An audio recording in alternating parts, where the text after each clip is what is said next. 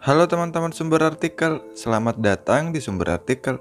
Jangan lupa tekan tombol subscribe ya, dan aktifkan lonceng notifikasinya, agar apabila channel ini mengupload konten terbaru, kalian tidak akan ketinggalan.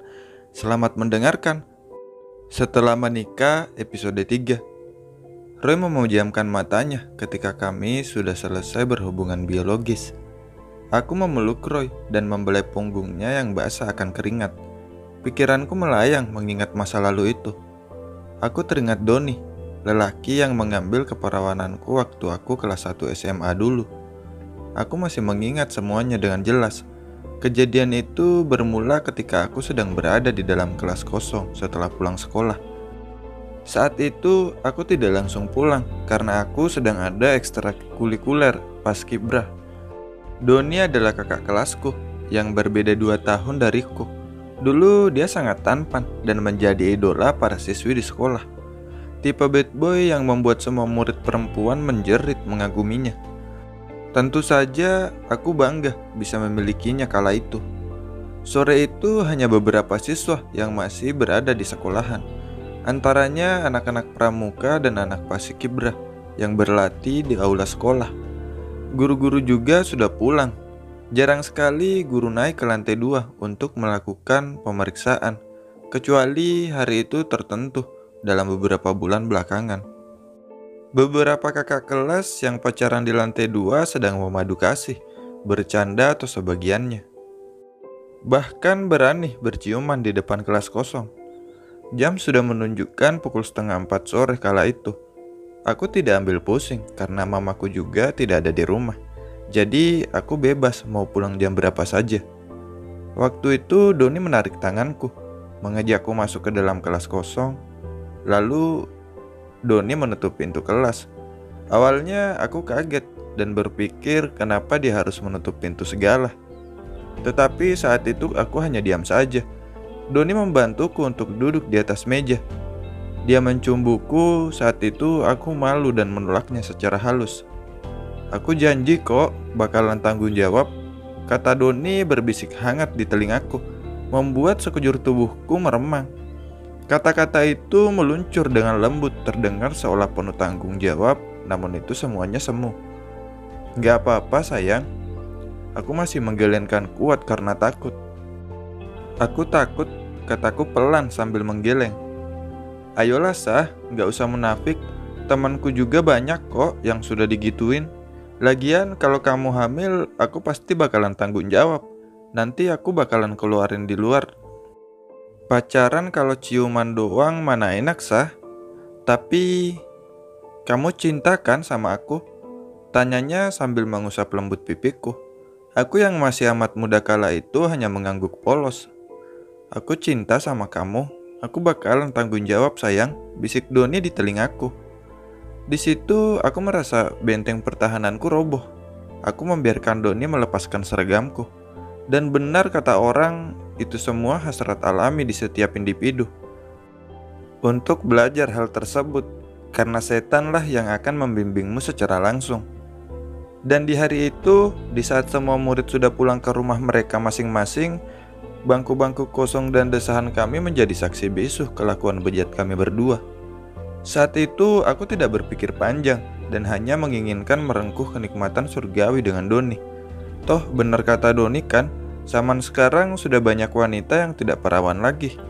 Bahkan teman SMP ku waktu dulu juga ada yang hamil di luar nikah, padahal 2 minggu lagi ujian nasional akan dilangsungkan. Inilah bukti nyata dari itu tidak butuh bimbingan sama sekali, langsung dibimbing oleh para setan. Para lelaki hidung belang mengatakan gadis perawan itu seperti dinosaurus. Sudah punah katanya. Tentu saja perawan punah. Bukannya mereka yang mewarawaninya. Tapi aku merasa menyesal. Meskipun aku tidak hamil, tetapi Doni seolah-olah hilang di telan bumi setelah puas menikmati tubuhku. Doni pergi ke Bali setelah pengumuman kelulusan tanpa berpamitan kepadaku, apalagi menemuiku untuk yang terakhir kalinya. Dia memutuskan hubungan kami secara sepihak. Setelah dia pergi ke Bali, nomornya benar-benar tidak pernah bisa kuhubungi lagi. Dan aku menyesal memberikan mahkotaku kepadanya. Dengan susah payah, aku menggulingkan tubuh Roy yang dari tadi menidihku. Dia terlihat kelelahan dan memejamkan mata setelah pergulatan panas kami.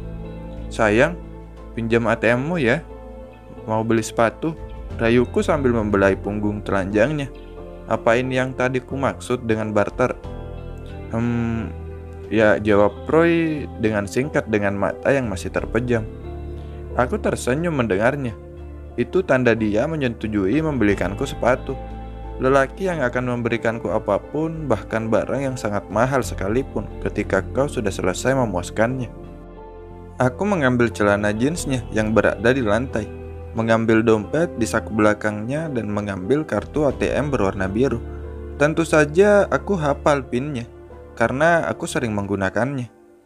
Kemudian aku mencium pipinya dengan lembut sebelum aku meninggalkannya karena sore ini aku ada kelas. Setelah aku membeli sepatu incaranku, aku menaiki taksi menuju kampus. Supir taksi yang kutumpangi tampak memperhatikan belahan dadaku karena aku mengenakan baju pinek dengan potongan rendah memperlihatkan dadaku yang cukup besar dan leher putihku yang jenjang ketika aku membungkuk memberikan uang taksi melalui jendela mobil. Aku hanya mengabaikan tatapan itu. Bukannya aku memiliki kelainan? Eksibisionisme. Ya, itulah. Hanya saja tatapan seperti itu sudah sering kuterima dan aku biasa saja. Toh mereka hanya sekedar melihat, bukan? Tidak sampai memerkosa aku juga. Begitu pula ketika aku berjalan melewati segerombolan mahasiswa di koridor kampus. Mereka gencar memberiku siulan dan menggodaku.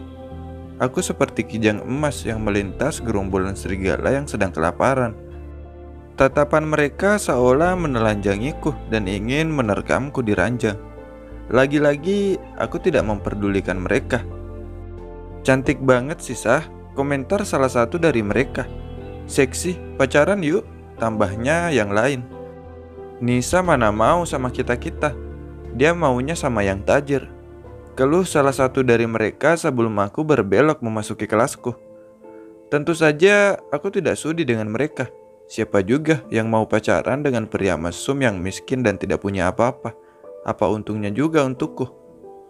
Aku memasuki kelas, kemudian duduk di kursiku. Kelas benar-benar langsung sangat membosankan. Dosen membagi kertas berisi tugas kelompok akhir bulan yang berisi daftar dari beberapa orang yang telah terbagi menjadi 6 kelompok. Lalu dosen tersebut pergi begitu saja setelah meninggalkan tugas untuk kami. Meli, Ade, Ina, dan Lara. Gumamku pelan membaca nama kelompokku yang sebagian tidak aku kenali karena aku memang antisosial dan susah bergaul.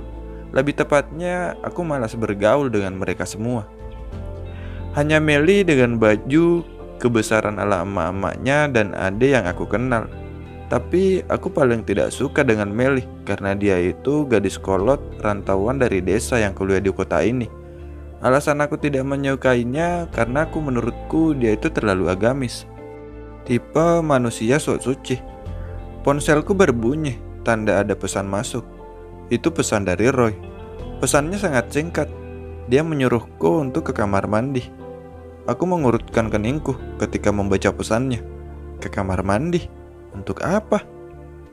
Dan terima kasih, episode kali ini bersambung ya.